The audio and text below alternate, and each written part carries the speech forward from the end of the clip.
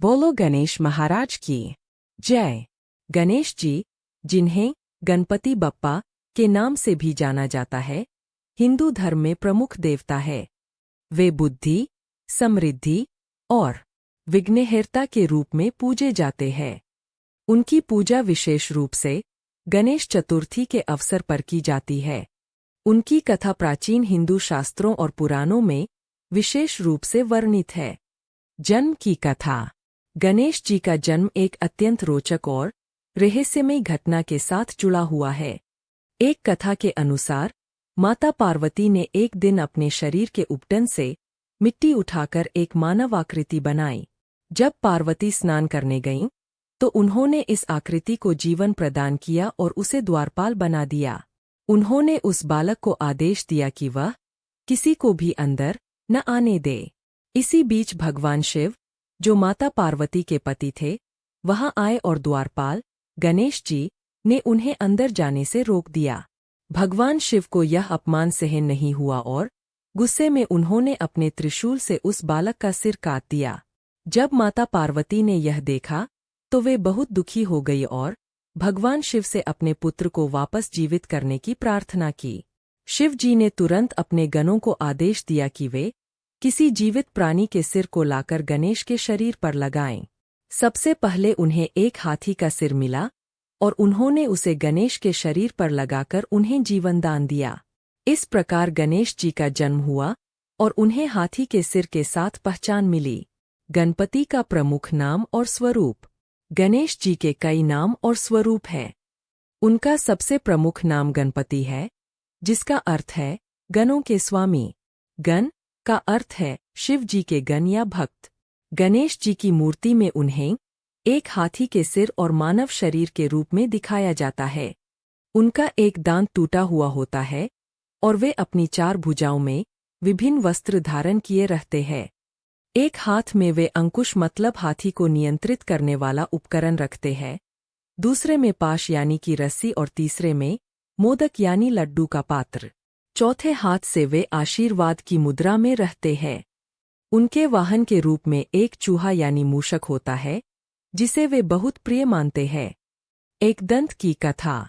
गणेश जी को एकदंत भी कहा जाता है, जिसका अर्थ है एक दांत वाला। यह नाम उनके एक दांत टूटने की कथा से जुड़ा है।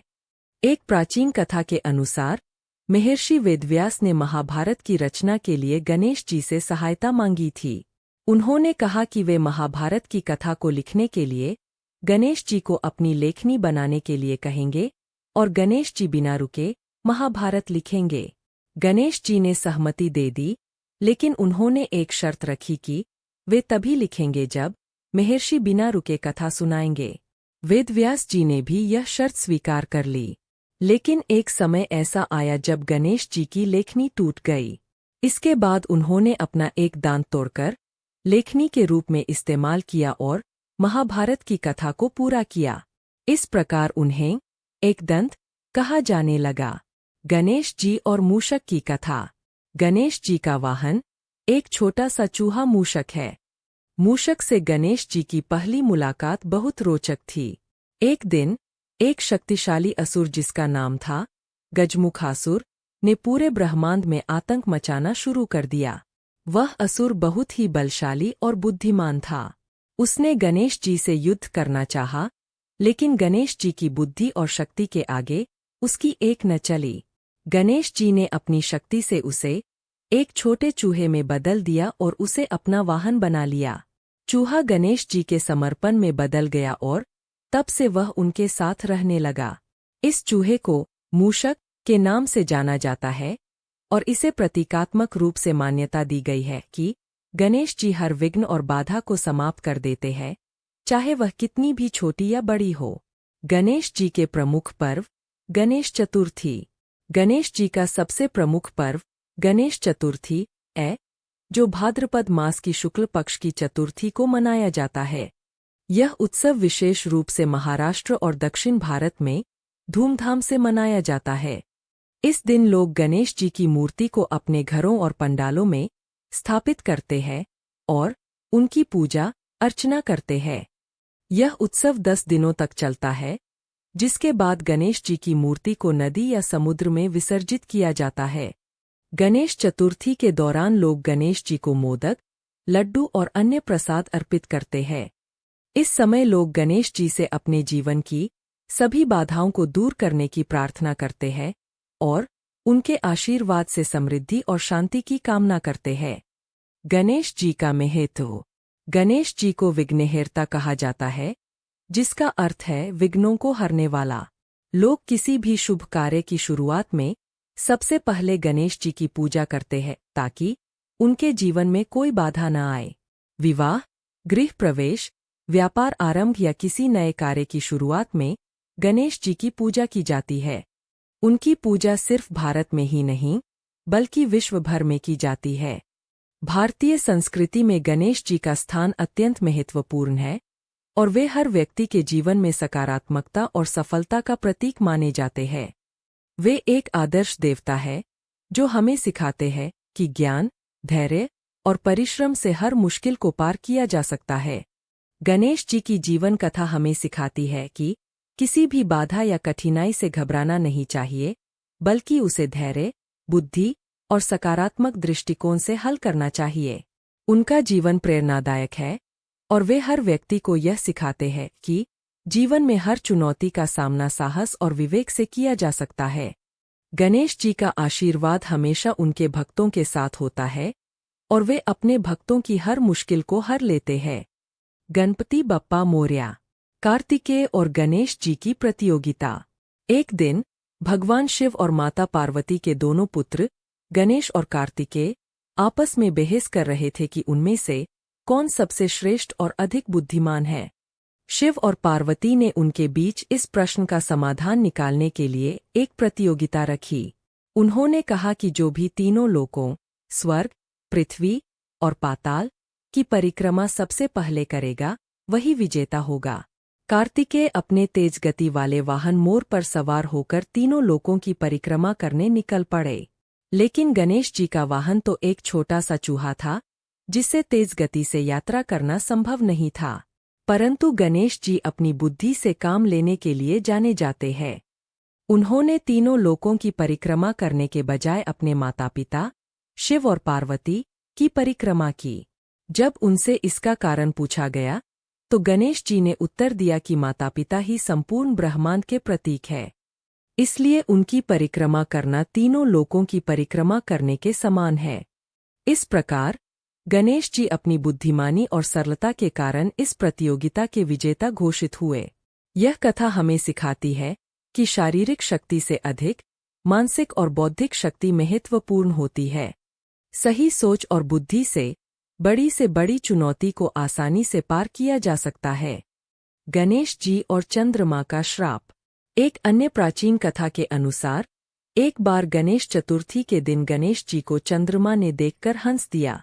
गणेश जी को यह बहुत बुरा लगा और उन्होंने क्रोधित होकर चंद्रमा को श्राप दे दिया कि वह कभी भी अपनी पूरी चमक में नहीं दिखेगा और जो भी व्यक्ति चंद्रमा को गणेश चतुर्थी के दिन देखेगा, उस पर झूठे आरोप लगेंगे। इस श्राप के बाद चंद्रमा को अपनी गलती का एहसास हुआ और उसने गणेश जी से माफी मांगी। गणेश जी ने उसकी विनती स्वीकार की, लेकिन उन्होंने श्राप को पूरी तरह से वापस नहीं लिया। उन्होंने कहा कि चंद्रमा महीने में एक बार अपनी पूरी चमक में आएगा, जिसे हम पूर्णिमा के रूप में जानते हैं। इसी कारण से हिंदू परंपरा में कहा जाता है कि गणेश चतुर्थी के दिन चंद्रमा को देखने से बचना चाहिए। यह कथा हमें यह सिखाती है कि किसी के भी साथ हंसी मजाक करने से पहले हमें उसके भावनाओं का ध्यान रखना चाहिए। कभी कभी छोटी सी बात भी किसी के लिए बड़ी हो सकती है और इसलिए हमें हमेशा सोच समझकर व्यवहार करना चाहिए। गणेश जी और महिषासुर की कथा। महिषासुर एक बहुत शक्तिशाली राक्षस था, जिसने अपनी शक्ति के बल पर देवताओं को परेशान करना शुरू कर दिया था। महिषासुर ने ब्रह्मा जी से अमरता का वरदान मांगा था, लेकिन ब्रह्मा जी ने उसे कहा कि कोई भी मानव या देवता उसे नहीं मार सकेगा। वह वरदान पाकर अहंकारी हो गया और अपनी शक्ति का दुरुपयोग करने लगा। देवताओं ने गणेश जी से मदद मांगी और गणेश जी ने अपने कौशल और बल से महिषासुर को पराजित किया। यह कथा हमें यह सिखाती है कि चाहे कोई कितना भी शक्तिशाली क्यों न हो, अंत में अहंकार और बुराई का नाश अवश्य होता है। गणेश जी ने हमें दिखाया कि सही दिशा में प्रयत्न करने से बड़ी समस्या का समाधान किया जा सकता है। गणेश जी की शिक्षाएं। गणेश जी न केवल विघ्नहर्ता है, बल्कि वे हमारे जीवन में कई महत्वपूर्ण शिक्षाएं भी देते हैं। उनके प्रतीकात्मक स्वरूप से हम कई बातें सीख सकते हैं। एक बड़ा सिर। गणेश जी का बड़ा सिर हमें यह सिखाता है कि हमें हमेशा बड़े विचार रखने चाहिए और ज्ञान के लिए हमेशा तत्पर रहना चाहिए। दो छोटी आंखें। उनकी छोटी और ध्यानमग्न आंखें यह संकेत देती है कि हमें हर कार्य में फोकस और ध्यान देना चाहिए। बड़े कान।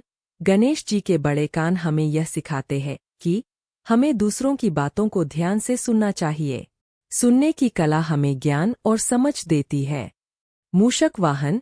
चूहे को वाहन बनाकर गणेश जी ने यह संदेश दिया है कि किसी भी छोटे या कमजोर को नजरअंदाज नहीं करना चाहिए।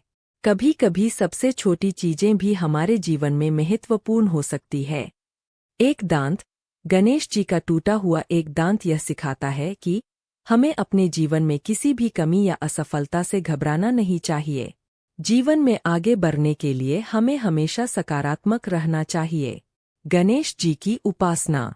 गणेश जी की उपासना से बुद्धि, ज्ञान, समृद्धि और सुख शांति प्राप्त होती है। उनकी पूजा के दौरान लोग उनकी प्रतिमा के सामने दीप जलाते हैं, मोदक और लड्डू का प्रसाद चढ़ाते हैं और विभिन्न मंत्रों का जाप करते हैं। गणेश जी के मंत्रों में से सबसे प्रमुख है ओम गण गणपते नमः। इस मंत्र का जाप करने से मन में शांति, बुद्धि में वृद्धि और जीवन में सफलता प्राप्त होती है।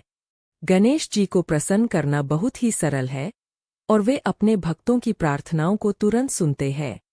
निष्कर्ष।